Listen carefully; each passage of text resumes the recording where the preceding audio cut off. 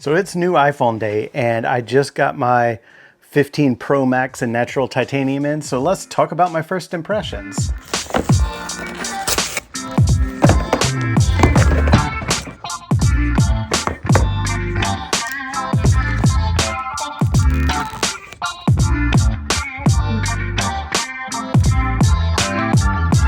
The first thing I noticed is how nice this thing feels in your hand, even in comparison to the 14 Pro Max. Like, this thing has really sharp edges and it's kind of top heavy, so when you're using it, you really feel the weight. And this one's only like 9 or 10% lighter, but they evened out the weight a lot better, and then they did a good job of rounding off the edges here, and it makes it really nice for holding. Like, feels so much nicer in your hand, and that was like immediately the first thing I noticed. And then the next thing I noticed was the cable has finally been upgraded. It is now a soft woven cable.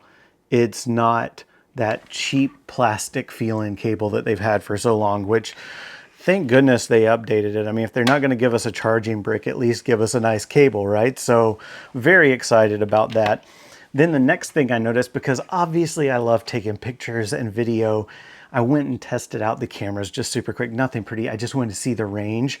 And the range of the ultra wide to the telephoto, that 5x zoom is really nice. Like, it covers a huge useful area that you would need in having this just be the camera that you have on you, because they always say the best camera that you have is the one that's always on you.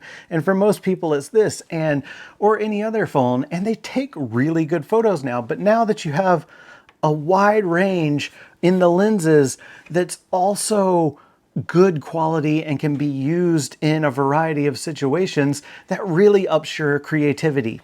I always felt like this one with the 3x lens, this is the 14 Pro Max, it was good, but the 3x just wasn't quite different enough. And just adding a little bit extra to what this is now, 120 millimeter lens, that just makes it so good. And I'm excited to really put it through its paces. But that's my first thoughts that I had just getting it out of the box and trying it as quick as I possibly could.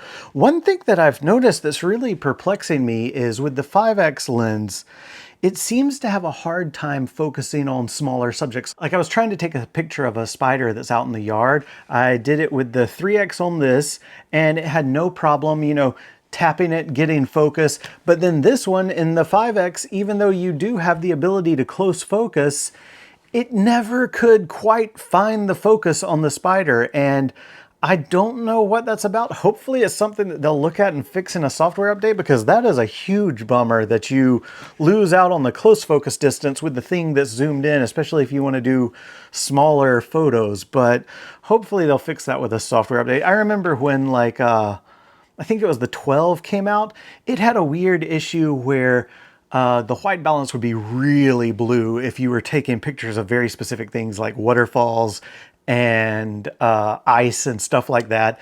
And I actually was, you know, in contact with them about that, and we troubleshot it a lot. They had me go test a whole bunch of photos for them, which was a lot of fun for me.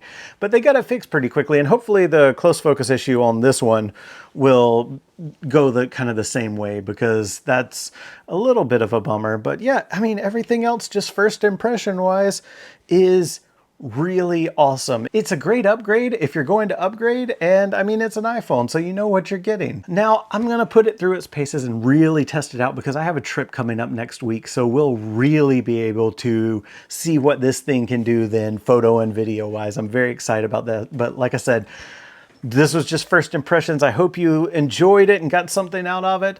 And if you have anything that you want me to test out and see how it does in, please just let me know in the comments below. All right, see ya.